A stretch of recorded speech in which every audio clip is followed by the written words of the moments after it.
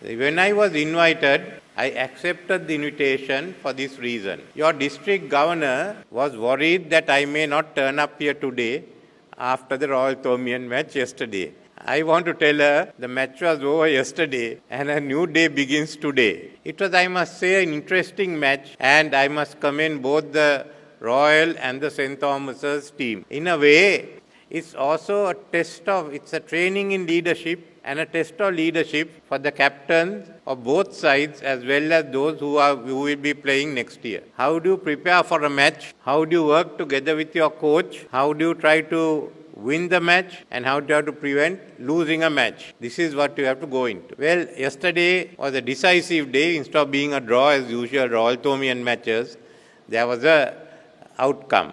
As for the Thomaians, they have to study why they lost, why Royal won, what are the weaknesses in your strategies, and how can you win the DSN Naka Cup next year. So that itself is a test in leadership. For the Royal College, and especially his captain, it's another test. Having lost many matches, first, how do you prevent a defeat? And secondly, how do you win? So instead of looking at how to prevent a defeat, he decided to go for victory. And it was good leadership. I must commend him. And he turned a situation in which Royal was losing all matches into a victory in the final encounter. Now, I am also trying to my attempt is also to do what the captain of the Royal College cricket team has done. Last July, I was asked to take over the country. And at that time, as you know, there was a shortage of petrol, there was a shortage of fertilizer, there was a shortage of food, there was a shortage of everything. We had no money. We couldn't make our payment. It was a difficult task. It was like the Royal team which had lost most of the matches. And many thought that we won't be able to come out of it. So far, in the last 7 months or so, been able with my team to stabilize the situation. There's fuel now, there's electricity, there's fertilizer, and by April there'll be enough of rice and other food stuff. And we are now in a situation we will no longer be declared a bankrupt nation, but a nation that can restructure its debts. That will happen in the next few days. So like the captain of the Royal team, I also have to perform the same function. How do we turn this economy around? Now what we are doing at the moment and the results of the IMF board of directors only gives us a breathing space where they will say that we are no longer bankrupt and that we can restructure the debt. So all the monies that we had to pay this year, we will be given at least another, I hope, 10 years to repay it. In the meantime, there will be new debts. We have to borrow money because all our foreign exchange earnings for a year is not sufficient to meet all our needs. So we have what we call a balance of payment deficit, where our export earnings, our foreign earnings are less than the money we have to spend for all our needs that we have to purchase or obtain from abroad. So this is the long term. Secondly is how do we stabilize the rupee? The rupee has now gone up to over 300. Once we have this agreement with the IMF, the rupee will come down, but it won't come down to 200 or 185. That has to happen gradually. So we have a period of stabilization, and that is 4 years. With the IMF, we have agreed that the budget will not be a deficit, that the budget will have a surplus by 2026, and that we will then be able to pay back the monies we borrow. Now that is not a very good situation. Because once we stabilize the economy and we can restructure the debts, we must also find means of paying off all our debts and coming to a situation where we have a surplus in the country, that every year, like Japan or Singapore or Germany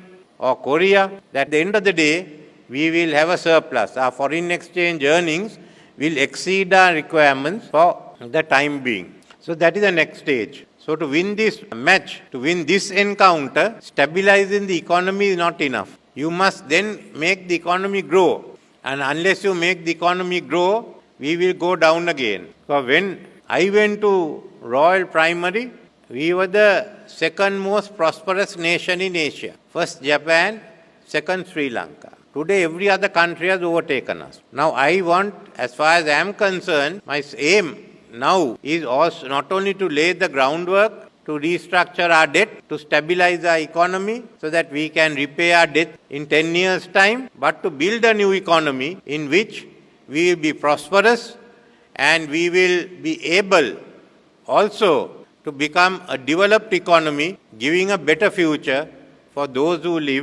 will be living in the next 40, 50 years. Now for that I need a team. When I lay that down, I need a team for that match. That is going to be the big match. Are we going to make it? Are we going to develop this country? Or are we going to let it slide? For that game, who's my team? My team is going to be all of you all. What we will lay down now is a 25-year plan. A 25-year plan. So by 2049, we'll be a prosperous nation. We'll be as well off as people in Malaysia or the people in some of the European countries, that we will have no debt. And more than that, each of you will be having at least earning a few $1,000s a month or maybe more. If you take the next 25 years, all of you, the oldest here will be 45. You are not even 50. So it is your future that we have to talk of. Unless I stabilize the economy, we can't develop as a country to become a prosperous society. Once we stabilize the economy, then we can go ahead to become a prosperous country.